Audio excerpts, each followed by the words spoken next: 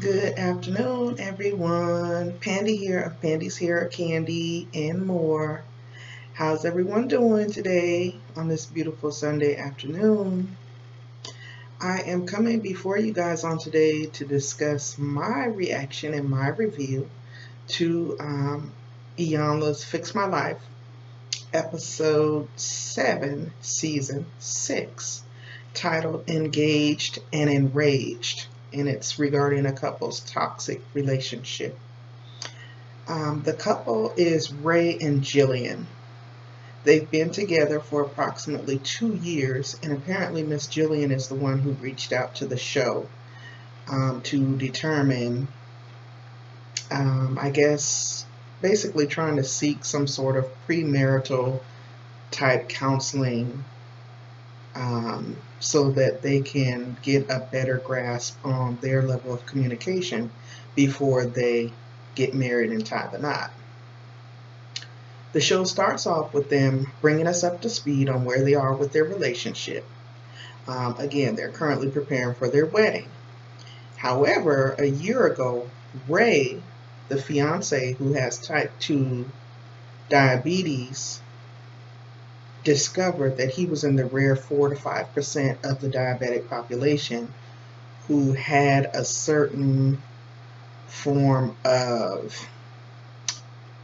did he say it was frostbite? It was something, but nevertheless, he ended up having to have the lower bottom portion of one of his legs amputated.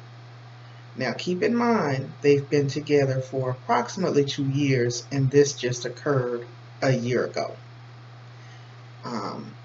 A lot of strain. I believe she is 36 and Mr. Ray is 37. So this is a young African American couple just starting off in the relationship, and the fiance is now finding out that he is going to lose his leg. Apparently he was 250 odd pounds heavier prior to the leg amputation. And all of this came about while they were early on in their relationship. Sorry, guys, I'm just checking my notes that I wrote down so I can stay on track. And apparently, what Iyanla decided to do from this point was to separate the couple. She wanted to spend a little bit more time with Miss Jillian, just getting her take on things. So she sent Mr. Ray off to go and do some exercises, which is typically how her show flows. At this time, when they were separated, Miss Jillian brings us up to speed on the fact that at times she resents the fact that he can't help much financially. There's small things such as carrying the groceries in the house, opening the door for her, being able to take her out, things like that she resents. He had also shared that, it's hard on him as well, because at times he'll go to get out of the bed in the middle of the night and forget that he has not put on his prosthetic, and he'll fall out onto the floor. So I can only imagine how inept that would make a man feel, and then this woman has to come and probably help him up off the floor. I'm sure that's humiliating within itself. So basically, again, that's the way the show starts off. Later on that day, Iyanla brings them back together to do some simple premarital exercises. He had also shared, once she got him in his one-on-one session with her, that she was very controlling and that it often shows up in an aggressive fashion. She asked him, had he ever brought this to her attention? He stated that he does all the time. And when Iyanla asked him what Miss Jillian's response was to that, it was just like, no, I'm not. Very dismissive. So later on that day, she brings them back together to do some simple premarital counseling exercises regarding the relationship. And one of the questions that Miss Iyanla asked them is, what was the first fight that you guys ever fought about? And Miss Jillian then began to explain that it was over a soda. She states that he drinks water. He doesn't drink soda, and it was the last soda. And it was just kind of put out there blankly and left at that. So they moved on to a few other exercises. And the reason why I highlight on that is because we're going to get to that in just a minute. Because apparently she left out some key points on that very first argument. But again, they're continuing on with more exercises. And during this same session, the couple clearly appears to be on two separate pages, where Miss Jillian is completely dismissive. And in fact, when Iyanla asked her if she had completed the assignments and the questions that was in the workbook, she basically stately tells her no. She's like, why not? I didn't like the questions. I don't like that question. So Iyanla's getting irritated, clearly, and it's visible at this point. And Mr. Ray is trying to be a team player and go on to answer his questions.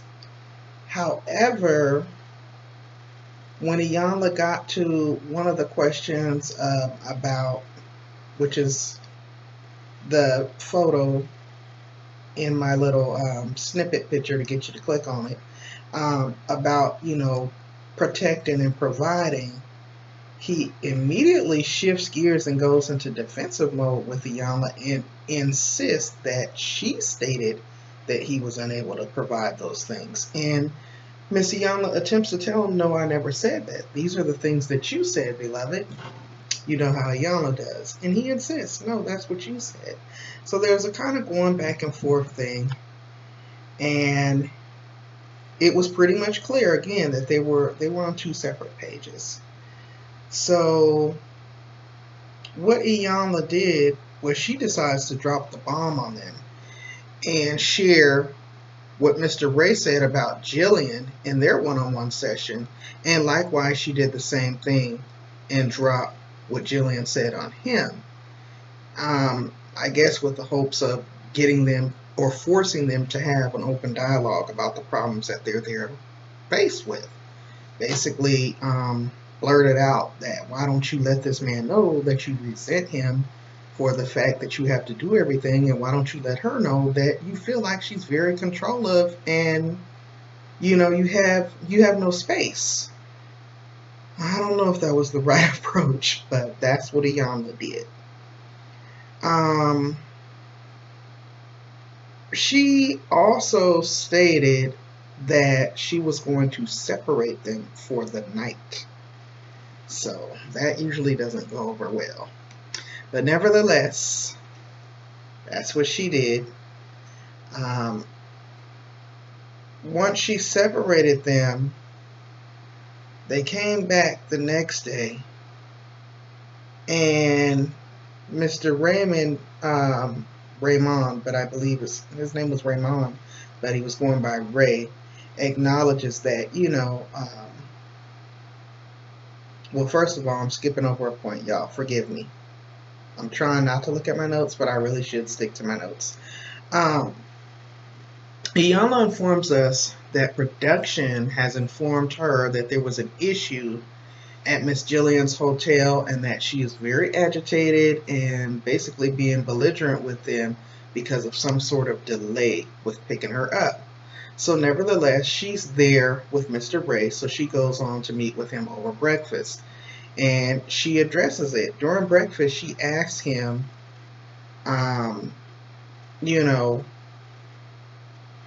why he would sit in front of an alpha female, the alpha female being his soon-to-be wife, Jillian, and state that he tends to be passive.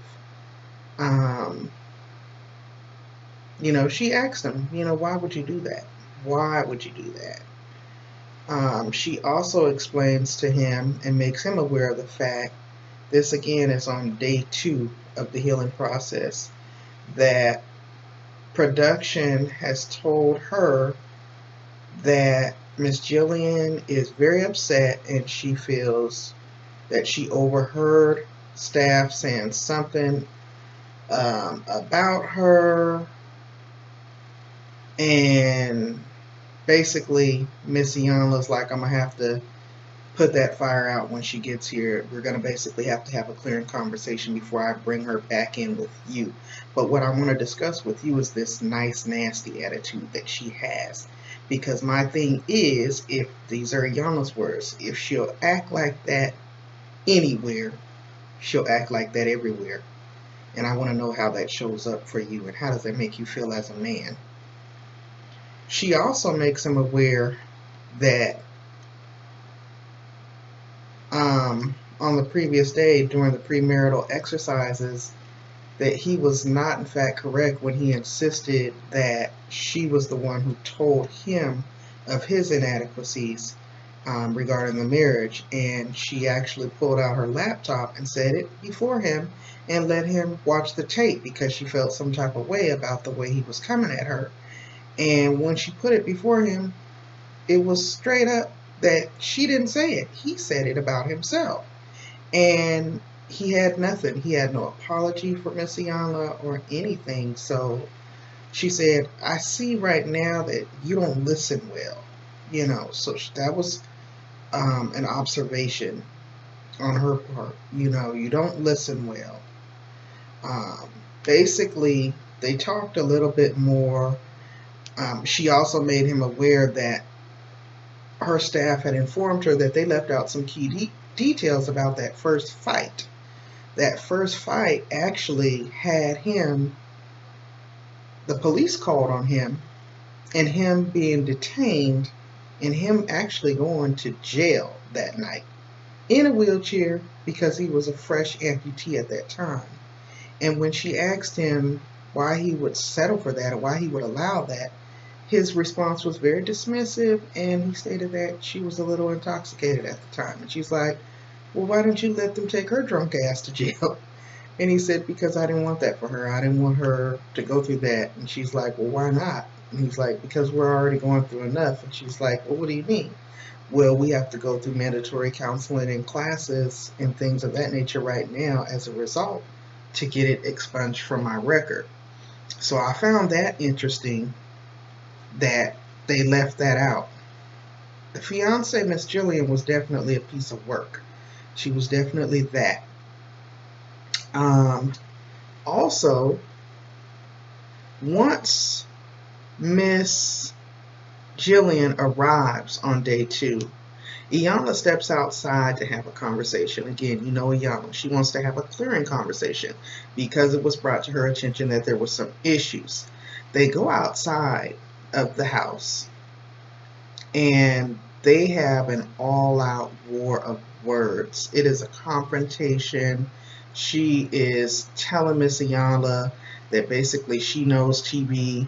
She knows that why would they have her check out of her hotel room at 9 a.m. and then not show up to pick her up until 11:30. Had her sitting down in the lobby, not informing her. Nobody contacted her. Nobody updated her.